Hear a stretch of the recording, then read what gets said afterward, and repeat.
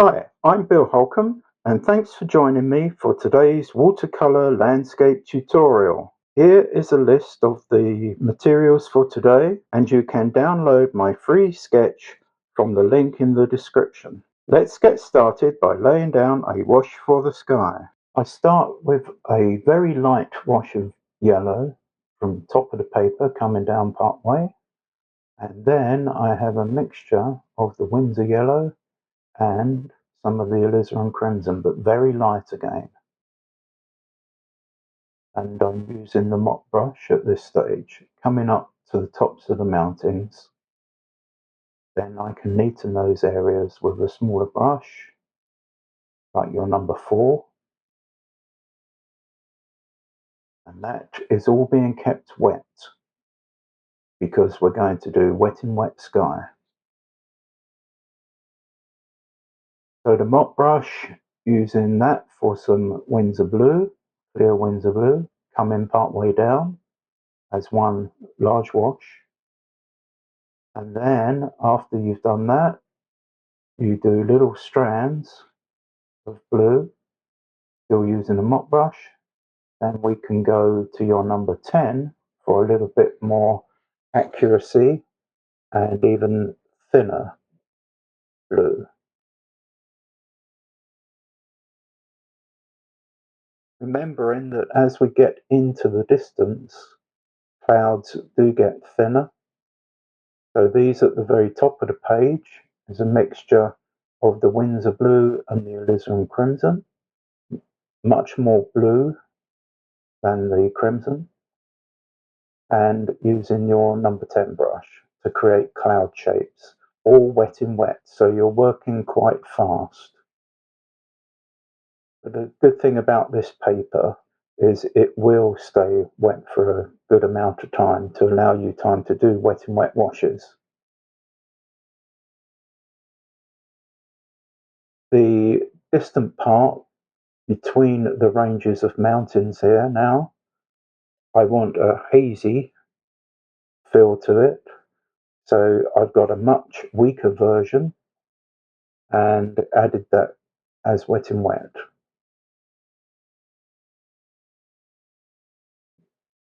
And just shaping up the clouds here and there, and soon we'll be drying that off with a hairdryer.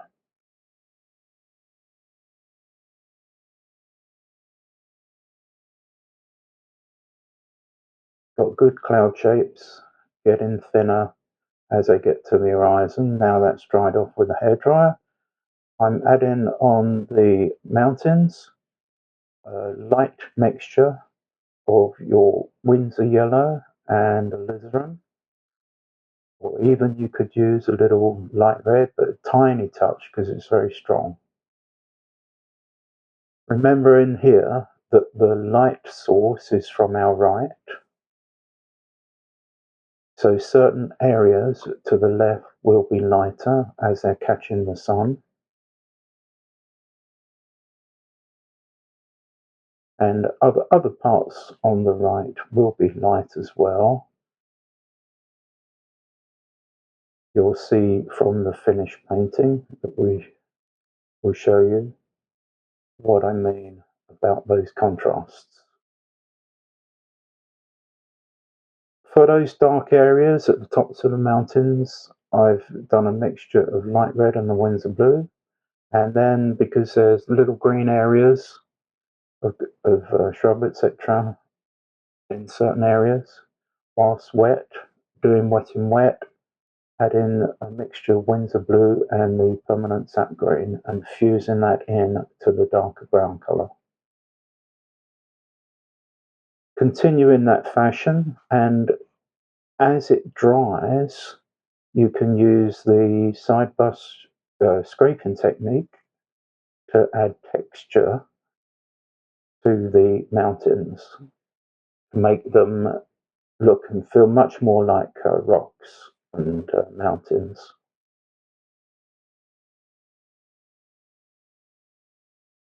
We're coming down to where the various lines of trees will be, and I've laid in a very light distant section for those trees using Windsor yellow and sap green.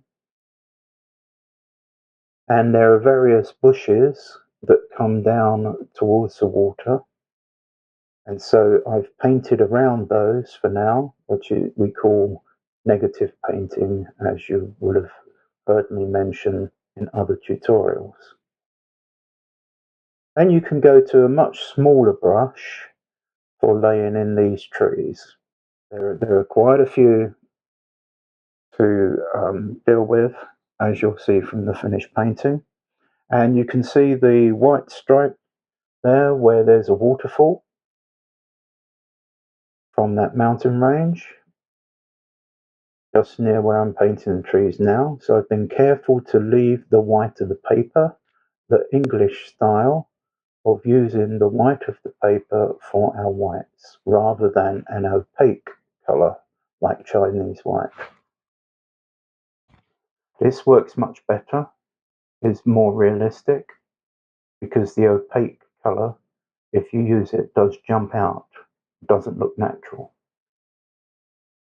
I've laid a little bit of the yellow colour onto the bushes and the far bank.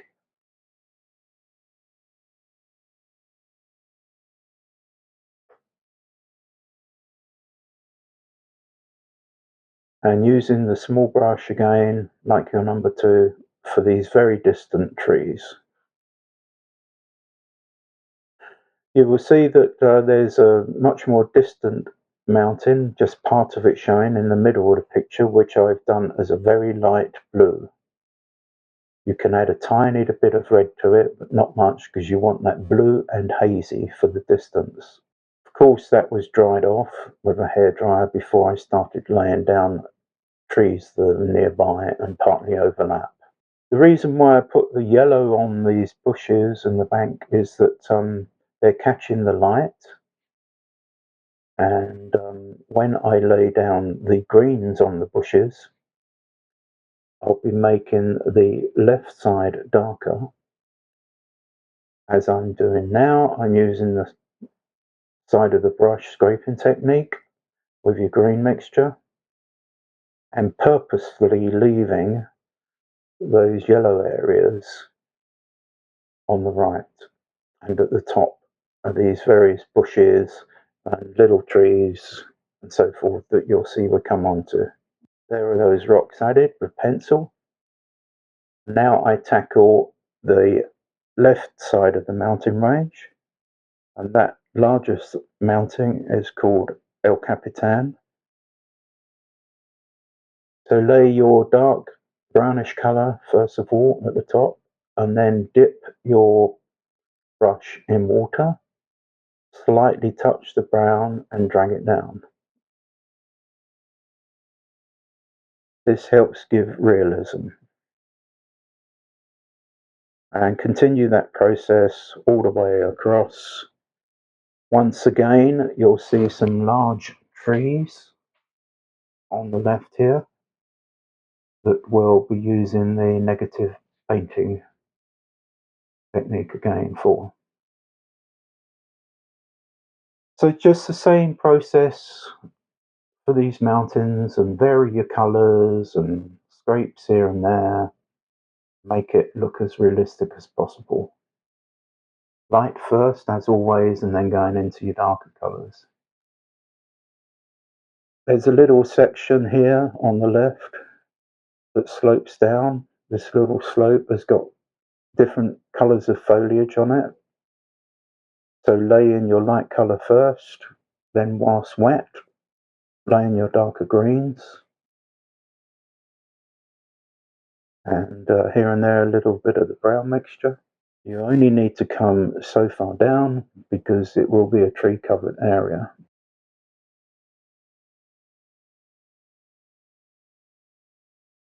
Now for the water, very light wash of Windsor yellow, then going into your mixture of Windsor yellow and alizarin crimson. If you wish, you could use light red, your choice.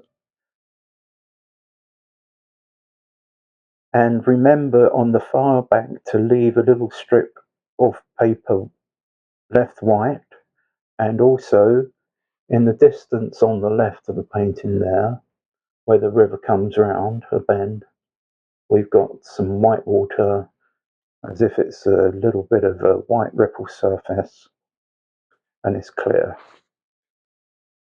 Whilst that's all wet, we're laying in the reflections for the trees using the flat brush. Flat brush, you have much more control. You'll notice I have left the light area in the middle of the painting, thus mirroring the position with regards to the gap in the mountains. On the sweat, we're laying in some greens in a horizontal fashion.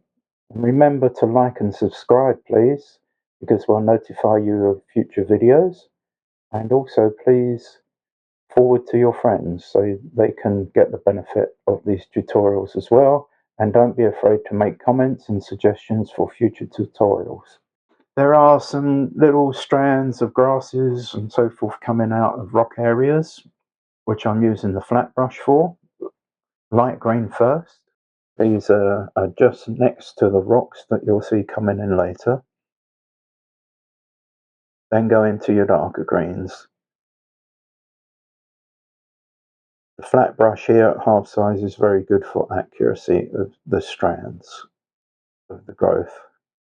The rocks, because of the light source, dark on the left, and then dip into water and drag some of that across to the lighter side.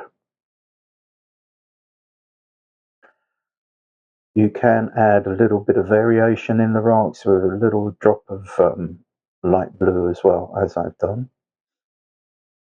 Then I'm putting some darker lines of ripples, etc. in the water using a green mixture.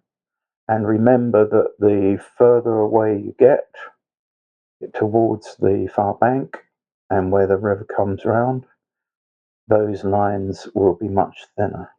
So barely touching the paper. And I won't overdo it with those, I'll just do enough.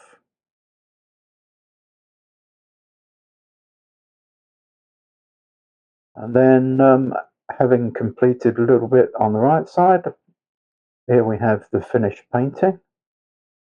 Thank you for watching, and I hope to see you next time.